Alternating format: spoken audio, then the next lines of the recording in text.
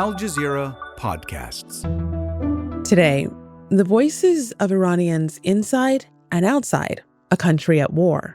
It has nothing to do with liberating Iranian people. They don't care about Iranian people at all. They would sooner see us all dead than come forward about the crimes that they've committed. As U.S. and Israeli bombs fall across Iran, what about the people caught in the middle and the millions of Iranians watching from abroad? I'm Malika Bilal, and this is The Take.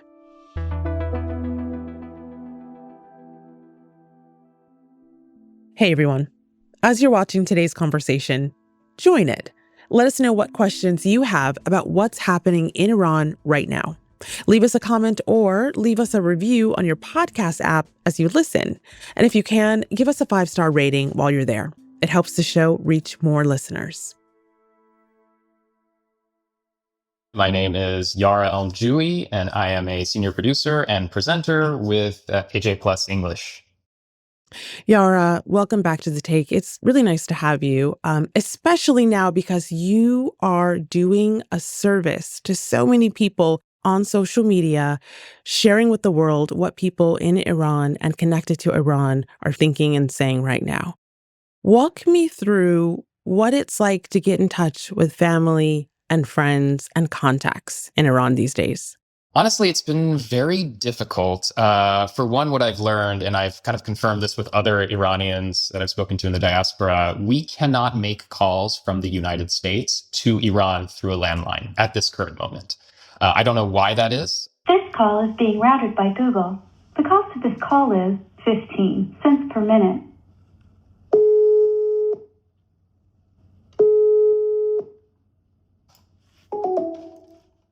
So they, however, can make calls in Iran outside of the country to us. So I've actually been getting updates from my mom, for example. So she gets calls from her sister, who then updates us on the safety of our family, making sure people are, can't believe it's come to this, but making sure people are still alive. I did, however, receive randomly a voice note from a relative this morning, unexpectedly. So it does appear that there are spurts or brief moments of internet connectivity. I then immediately asked him how he managed to connect. And that message still on WhatsApp has 1 check mark, meaning it's not been delivered. You are in New York right now, is that right? Mm-hmm. Yeah, I'm in Brooklyn. Well, Yara, a lot of this conversation is going to be you taking us behind the scenes into your group chats, into your DMs, what you're seeing. Totally. And also there's little bits and pieces on social media that I'm going to try to attribute weight to each one. I've been seeing reactions of terror, of horror, of people not believing what is happening to Tehran. You're seeing footage on Instagram, pieces of it that are being uploaded, places that I have walked through in Tehran. To see them destroyed. I think I saw one that was near Ferdowsi Square. That's actually where it's kind of crazy to think, one of my favorite Mexican restaurants in Tehran is. It's an old restaurant. My mother actually used to dance with her friends on the dance floor of that restaurant before the revolution. Oh. After the revolution, the new regime sort of banned dancing in public spaces, especially for women. So then it became sort of a Mexican restaurant, but that dance floor is still there. Anyways, you can see because the tiles are different. And that's next to Ferdowsi Square, and I'm seeing photos of a place that appears to be near Ferdowsi Square that is completely destroyed.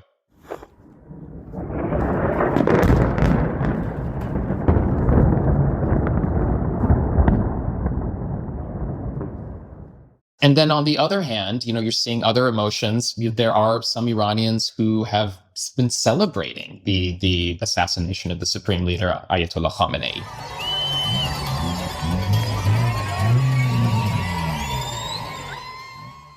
It's important to also note that, this leader, specifically in Iran, many Iranians have a very negative view of him. There's been it was a brutal massacre that took place in January, thousands of Iranians killed in this very violent crackdown. So you're seeing that response. And some Iranians, again, we really have to try to disconnect our personal opinions sometimes when things are rapidly unfolding here. Right. Some Iranians have been excited, hoping that something like this may lead to something better. But of course, we know, as folks who do have the privilege of being one step removed, having watched what has happened in Iraq and Libya and all these other countries, and having experts and political analysts and historians weigh in, that in the vast majority, if not all cases, these wars spiral out of control. And that initial glee in the first few days, things do not necessarily turn out the way that one would hope. Yeah. But Iran, people, I feel like, there's sort of a misconception here. Iran is actually quite safe. Me, as an Iranian who's 35 years old, in my lifetime, I have not witnessed, having lived and worked in Iran, having traveled to Iran, spent years of my life across various moments of my life in the country. We do not know war like this. Guns are forbidden in Iran. I feel safer in the streets of Tehran when I was living there than I did in New York in some places. And now all of a sudden in the past year with the Trump administration, all of a sudden this country where we would just not fathom the connection to war after the Iran-Iraq war in the 80s, of course, is now just parts of it are in ruins. It's sorry, that was a very long response, but it's it's a lot. I appreciate you taking us into that. One of the things that you've been doing is talking very publicly about the danger of flattening all of those various pieces you just talked about into one story, the danger of reducing Iran to a simple binary. You wrote recently in a piece you did for AJ Plus, stop dismissing the lived reality of Iranians because of a false binary, that you either support imperialism or you're an authoritarian apologist. What do you mean by that? I think with Iran, we often find ourselves viewing the news through sort of this prism, and we all have our own prisms, right? And we view the news through that prism and through the issues that are important to us. We have a whole slew of people, as we all know, that see news in Iran, see news break out. Again, news is happening. It's out of our control. And they'll say, is this good for the regime in Iran or is this bad for the regime in Iran? If I have the prism of, is this good for Palestine? Is this bad for Palestine? I view something that happens in Iran. Is this good for imperialism? Is this bad for imperialism? And so there's a lot of sort of geopolitical thoughts of people decide to share things on the basis of whether it aligns with their politics. People decide to accept the validity and the veracity of certain news on the basis of whether it aligns with their personal geopolitical goal or whether it does not align with that goal. And this creates, I think, unfortunately, a number of false narratives. I am, for example, on the receiving end of some very angry DMs from people and also some very nice ones. I'm going to be honest. I've been quite uplifted by some of them, but I'll share footage or, let's say the school attack. Folks have been sharing some really, horrifying images and videos of the school attack that happened during the opening salvo of this war. Around 170 people were killed when a strike hit a girls' school on Saturday. Most of the victims were children. And now we have some people saying, why are you sharing this? You're supporting the regime's narrative. That was an inside job, that the regime did. And yes, that is a real phenomenon happening. Or you're sharing videos and footage of destruction caused by the bombs. And they're saying, why are you sharing this? People hate the regime. This is not, you're just playing into the regime narrative. And we have folks on the other side, right, who are then saying, why are you ignoring the real ills of war? This is a war of choice launched by Israel and the United States. And you're ignoring that people are dying in Tehran. So again, I think what the reality of it is that this is war. This is war. People are going to die. People are dying. Innocent civilians. Currently, we have the estimate as of today, over 1,000 civilians have been killed so far. It's according to the human rights activist news agency and a variety of other outlets. Democracy Now! Also ran the news and a couple other outlets as well. At the same time, this does not negate the fact that this is also a very repressive regime. These two things we have to be able to understand. This is a repressive regime. Many Iranians are dissatisfied and would like transformative change. By the same token, the US and Israel, they do have their imperialist aims, or however you want to describe them. Their aims may not align with the aims of many people in Iran. And so it's hard. We have to hold these marbles in our hands at the same time. And unfortunately, every bit and piece of news that you share is viewed as you being this way or the other way. Whereas I'm a journalist. I'm trying to share news, but also paint the very stark, real reality of war. Well, Yara, I'm wondering if there is a difference that you're seeing in those stark divisions between Iranians in the diaspora and Iranians in Iran, because I think there can be a tendency to see either images or pictures or get a narrative and then think oh, that's the majority. That's the majority of what Iranians in Iran think, or this is the majority of what Iranians outside of the country think? It's tricky, I have to say. And I think there's sort of sometimes this binary of like, okay, people in diaspora are disconnected, people in Iran know what's going on. But I feel as more time goes on, that narrative, I really don't think is true. And maybe 20 years ago, there was a little more truth to it. And yes, there's obviously going to be some disconnection from people who live outside of the country. There's no doubt about that. But I've been seeing a variety of opinions inside Iran, and those opinions reflected in the diaspora, and diaspora opinions, again, in Iran. And I think this has in part to do with media diets. I believe media now, through social media, we are sometimes consuming, whether in the diaspora or in Iran, across languages, the same media. And the Iranian media space is funded by all manner of different folks. There are outside countries that are funding Persian language media outlets that then have an English equivalent to them as well. And they are funded with the interests of whoever their funders are. Right. That's kind of just how media outlets work, and from many, many centuries ago to today. And so that's why I think there's a lot. So what are we seeing? There were definitely many celebrations in the diaspora when the supreme leader was assassinated. And this is documented in Toronto, in Paris, and Los Angeles.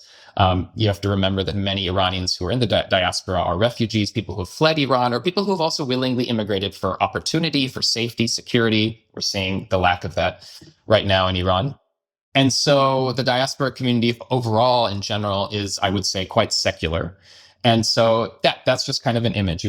They have left Iran seeking opportunity, safety, what have you. And then also in Iran, we see those celebrations. There's numerous accounts. There was a lot of celebration when that happened. On the other hand, I also don't want to paint the diaspora as this monolithic entity. I am part of the diaspora. There are many Iranian anti-war activists, anti-war people with an anti-war bent, of those who understand the impact of war in the diaspora as well, and they are also speaking out about this. Similar in Iran, we're seeing accounts of people who are utterly terrified. I'm seeing numerous reports of Iranians, again, as this war wears on, even some of those who may have celebrated in those early days. Again, I am seeing some shifts in that, just in terms of social media opinions. And this is a very predictable trajectory with these sorts of things. We just had, the Trump administration start off by hoping that this was going to be a Venezuela-style operation. Then they say it would be 4 weeks. Just Peter Hegseth just came out today and suggested it may last up to 8 weeks. This is a war that is spiraling out of control, and opinion is going to reflect that the longer it wears on. Well, Yara, we have seen some horrific stories emerging from inside Iran. You mentioned earlier your memories of Firdausi Square in Tehran and an attack nearby. So there's a video posted on Instagram, and this is on Al Jazeera English's Instagram account. And a witness describes U.S. and Israeli strikes hitting civilians in Firdausi Square. And she's distraught.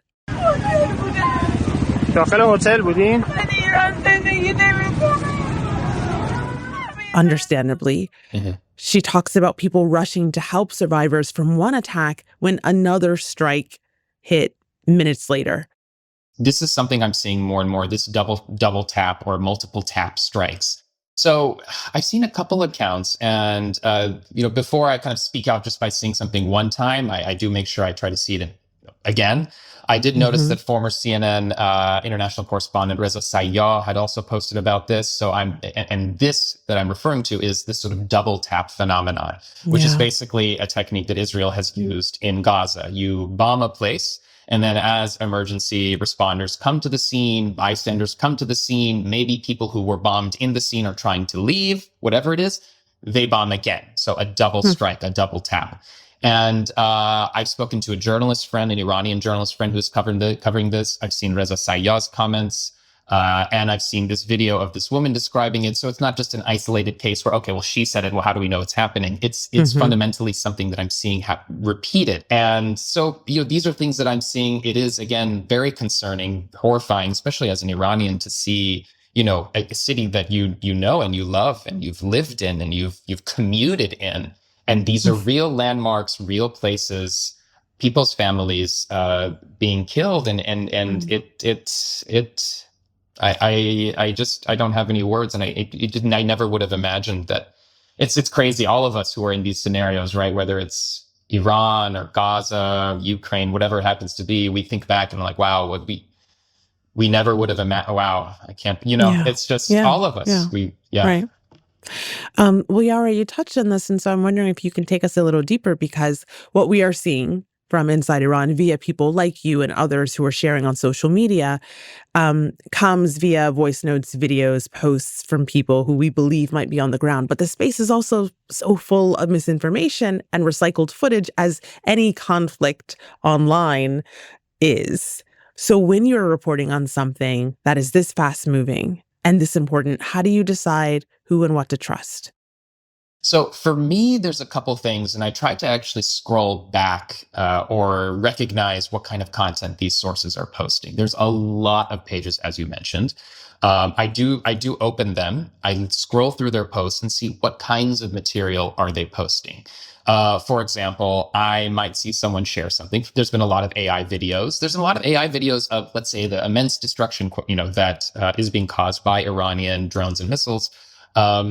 In other places like, let's say, Israel, right? And there's been a number of AI generated ones that show very massive explosions. And so then if you click on that page, what else are they sharing? Oh, looks like they have some other AI videos. Or maybe, they have, maybe you click on a page that's posting something about Iran, and they're posting pictures of the crown prince, Reza Pahlavi, or the so-called crown prince, Reza Pahlavi. And they're praising him. And so then you kind of get an understanding of, okay, this person is of this particular bent. Then you might click through another page and they might be, denying that, a genocide has happened in Palestine, right? So I tried to do this, for one, to just see what is the ideological bent of this page and can I trust it? The other sort of element, I'd say, I do try to make sure there is consistency in coverage. When I see that consistency, I feel confident in knowing that this person is posting real, to the best of our ability, verifiable, accurate news and photos without a sort of ideological bent that might lead them to view things through that prism we talked about. Is this good for my political thing, or is this bad for my political thing? Well, Yara, I want to end with a post on X. It is purported to be from an Iranian user in Tehran. And of course, you will do the due diligence and let us know whether or not it is. But the sentiment here is what I actually want to focus on. And so Sarah Halimzadeh on March 2nd writes, this is translated from Farsi via X. Are there any Iranians abroad who actually, I'm going to improvise here and say, who actually care about our lives and sanity? Why should we bear the full cost of toppling the regime while you sit back in comfort, popping champagne and celebrating? Why don't you come on over and take a share of the death toll? It's this sentiment of wondering if anyone outside is watching, is caring, is connecting, which, of course, is the whole point of social media in the first place. What do you think? What goes through your mind when you read or see a post like that, especially given the hurdles you talked about earlier of connecting to people in Iran and having them connect with you? Yeah, it's I think it's a reflection and it's opinion we're going to be seeing, my assessment, we're going to be seeing more of in the coming days, because this war is not going to be a multi-day war. Again, Peter Hegseth just suggested that it could be as long as 8 weeks. And who knows by tomorrow, given the Trump administration's ever-shifting goalposts, which don't seem to be clearly defined, that may change again. And it may be a multi-month war. We don't know. The fact of the matter is the people who are paying the cost of this war are the Iranian people. And I don't want to, that phrase is often used, the Iranian people, but this literally is people in Iran who are Iranian, are paying the cost of this. But the tweet itself or the X post, whatever I guess we call it nowadays, that you referred to is reflecting a very real phenomenon, that Iranians are going to die in Iran while the rest of us, have our opinions and exchange barbs with each other on Twitter or X or Instagram or TikTok or what have you. And the other thing I need to stress is that it's a reflection of the very real cost of war.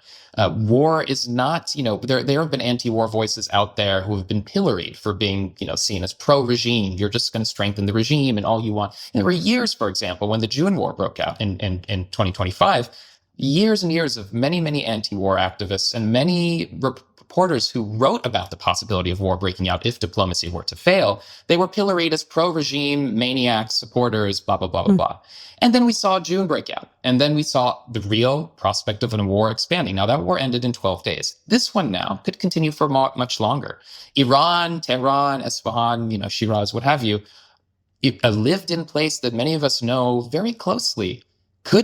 Parts of it are already looking like scenes from Gaza. And that is a very real reality of war. Again, you saw it in Iraq. We've seen it in Libya. We've seen it in Syria. We've seen it again and again and again. And this notion that Iran is somehow immune to this is, and I do want to stress before we kind of part, I don't want to spread, alarmism and all that. Again, my reflection to you of these facts is based on scholarship, is based on history, is based on what I've seen in my life. And again, I'm trying not to really inject opinion into this. I'm holding my face and putting my fingers on my eyes because we know where this goes. Yara, thank you for the work you're doing. And our thoughts go out to your friends and family in Iran. Thank you so much, Malika. I really appreciate you.